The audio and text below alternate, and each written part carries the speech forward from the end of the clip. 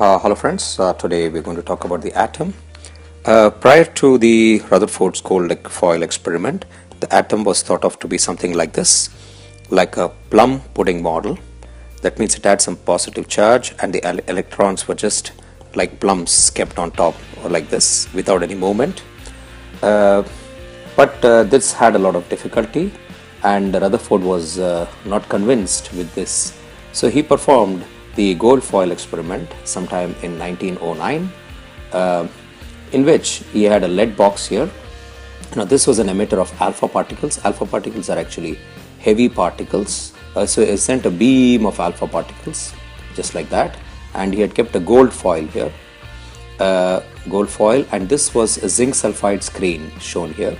It was a scintillating screen. So as soon as these alpha particles used to hit this used to scintillate, and they used to count the number of scintillations from here.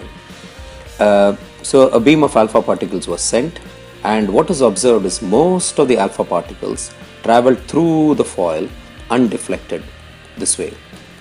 But some of them got deflected, slightly deflected, and the most surprising was some of them got totally reflected, bounced back just like that. So there were three cases. Most of the particles went straight through, some of them got slightly deflected, and some of them totally rebound.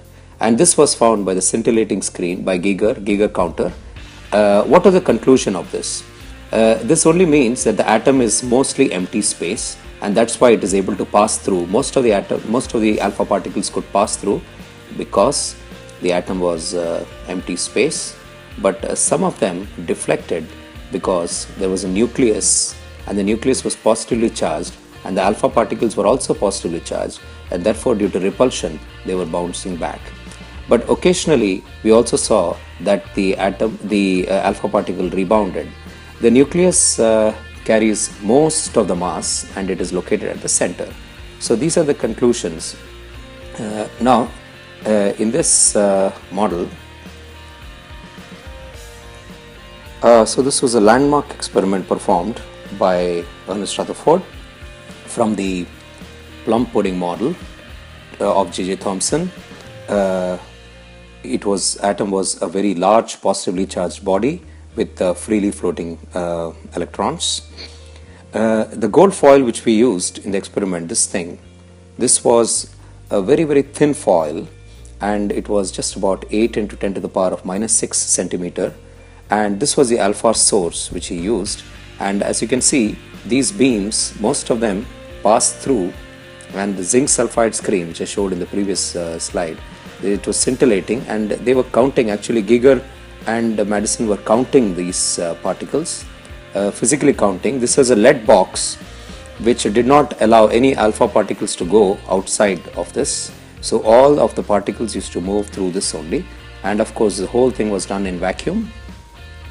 1 out of 20,000 particles deflected by 90% or more. So finally, what was the observation? The observation was that most of the alpha particles went straight, few got deflected, and a few rebound. So these were the actual observation of Rutherford and his colleagues. And what is the explanation he gave for that?